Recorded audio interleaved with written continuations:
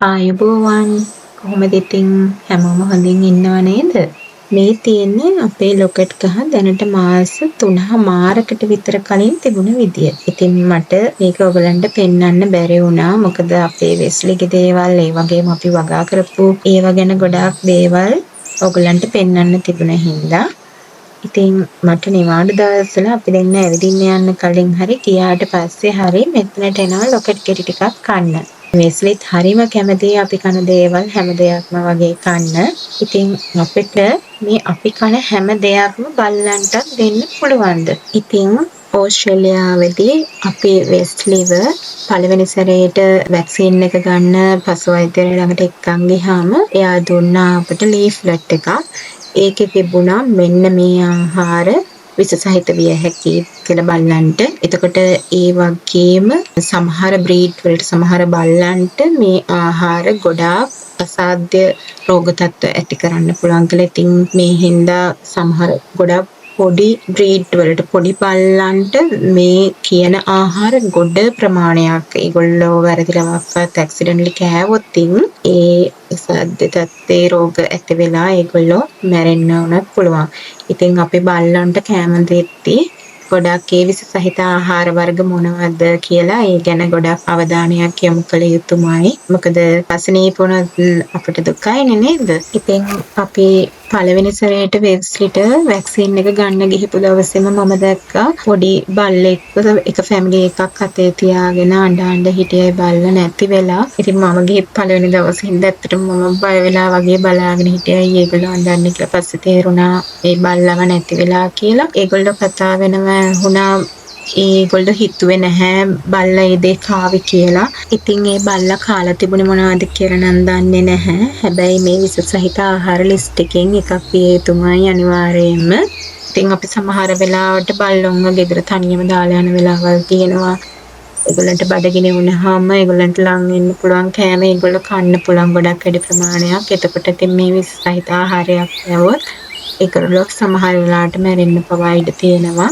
ගොඩක් වෙලාවට මේ විස සහිත ආහාර වර්ග මොනවද කියලා ඒව ඒගොල්ලන්ට ළඟා වෙන්න බැරි තැනක ස්ටෝර් කරලා තියෙන එක වගේම අපි ඒව නොදී ඉන්න එක ගොඩක් වැදගත් වෙනවා. ඉතින් මේ තියෙන්නේ ලිස්ට් එක. ඒකේ තියෙන පළවෙනිම තියෙන්නේ අනියන් ගාලික්. ඒ කියන්නේ ලුණු සහ සුදු ලුණු.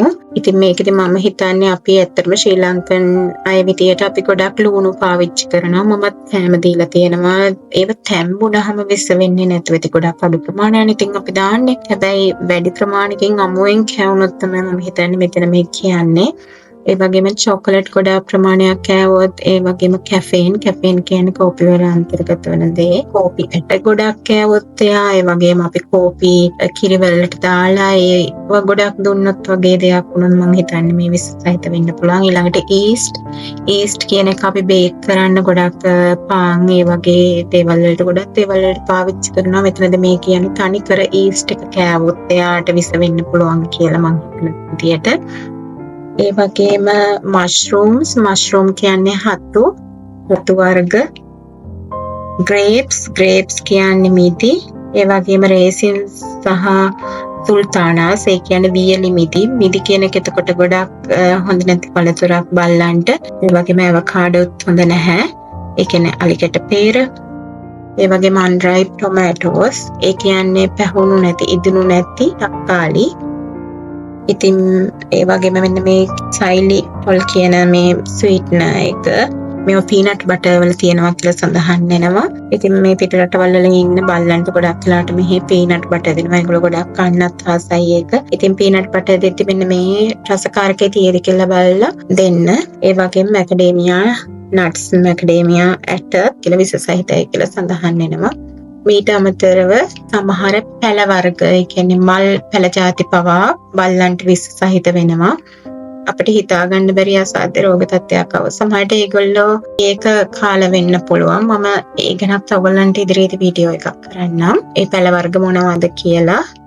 ඉතින් මේ වීඩියෝ එක ඔයගොල්ලන්ට වැදගත් නම් මේ වීඩියෝ එකට ලයික් එකක් දාලා මගේ channel එක subscribe කරන්නත් අමතක කරන්න එපා. ආයෙත් අලුතෙන් වීඩියෝ එකකින් හම්බ වෙනකම් ආයිබෝවන්. හරිස්සමින් ඉන්න. bye.